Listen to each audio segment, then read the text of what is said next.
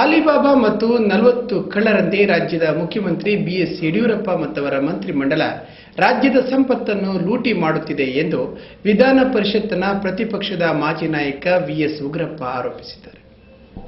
ಈ ರಾಜ್ಯದ ಸಂಪತ್ತನ್ನು ಲೂಟಿ ಮಾಡಿ ಸಾವಿರಾರು ಕೋಟಿ ಹಣವನ್ನು ಮಾಡಿರ್ತಕ್ಕಂಥ ದಾಖಲಾತಿಗಳು ಇವತ್ತು ಹೊರಗೆ ಬಂದಿರತಕ್ಕಂಥದ್ದನ್ನು ನೋಡಿದ್ರೆ ಯಡಿಯೂರಪ್ಪನವರು ಒಬ್ಬರೇ ಅಷ್ಟೇ ಅಲ್ಲ, ಯಡಿಯೂರಪ್ಪನವರ ಮಂತ್ರಿಮಂಡಲದಲ್ಲಿ ಇರ್ತಕ್ಕಂಥ ಬಹುತೇಕ ಜನ ಮಂತ್ರಿಗಳು ಇವತ್ತು ಈ ರೀತಿ ಹಗರಣಗಳಲ್ಲಿ ಸಿಲುಕಿದ್ದಾರೆ.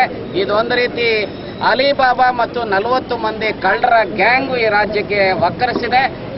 ಭಾರತೀಯ ಜನತಾ ಪಾರ್ಟಿಯ ಹೈಕಮಾಂಡ್ಗೆ, ಅದರಲ್ಲೂ RSSನ ಹೈಕಮಾಂಡ್ಗೆ ಏನಾದರೂ ಪ್ರಜಾಪ್ರಭುತ್ವ ವ್ಯವಸ್ಥೆಯಲ್ಲಿ ಪ್ರಾಮಾಣಿಕತೆಯಲ್ಲಿ ಏನಾದರೂ ಬದ್ಧತೆ ಇದ್ದರೆ 24 ಗಂಟೆಗಳಲ್ಲಿ ಯಡಿಯೂರಪ್ಪನವರನ್ನು ಸ್ಯಾಕ್ ಮಾಡಬೇಕು.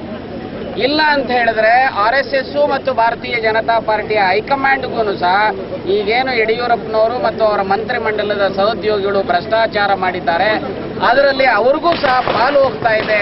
ಆ ಪಾಲನ್ನು ಪಡೆದಿರೋದ್ರಿಂದ ಇವತ್ತು ಇವರಿಗೆ ಸ್ಯಾಕ್ ಮಾಡ್ತಾ ಇಲ್ಲ ಅಂತ ಹೇಳಿ ಹೇಳಬೇಕಾಗುತ್ತೆ, ಜನ ಅರ್ಥೈಸ್ಕೋಬೇಕಾಗುತ್ತೆ.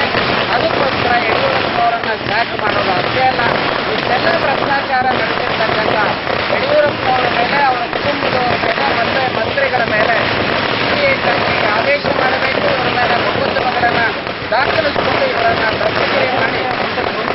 ಕೊನೆಯಲ್ಲಿ ಮತ್ತೊಮ್ಮೆ ವಾರ್ತೆಗಳ ಮುಖ್ಯಾಂಶಗಳು. ಭ್ರಷ್ಟ ಲಜ್ಜೆಗಿಟ್ಟ ಬಿಜೆಪಿ ಸರ್ಕಾರ ರಾಷ್ಟ್ರದಲ್ಲೇ ನಂಬರ್ 1. ಕರ್ನಾಟಕ ಜನತೆಗೆ ಅವಮಾನ. ಕೊಳೆತ ಕುಂಬಳಕಾಯಿ ಸ್ವಾಮೀಜಿಗಳಿಂದಲೂ ತಾರತಮ್ಯ ಧೋರಣೆ. ಕೇಂದ್ರದ ಮಾಜಿ ಸಚಿವ ಜನಾರ್ದನ ಪೂಜಾರಿ ಕಿಡಿನುಡಿ.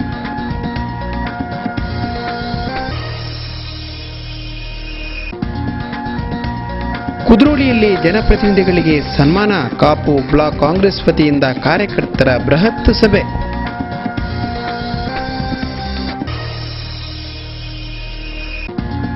ತೊಕ್ಕೋಟು ಕಾಪಿಕಾಡಿನ ಉಮಾಮಹೇಶ್ವರಿ ದೇವಸ್ಥಾನದ ಬ್ರಹ್ಮಕಲಶೋತ್ಸವಕ್ಕೆ ಬರದ ಸಿದ್ಧತೆ. ಅಜಿತ್ ಕುಮಾರ್ ಮಾಲಾಡಿ ಅಧ್ಯಕ್ಷತೆ.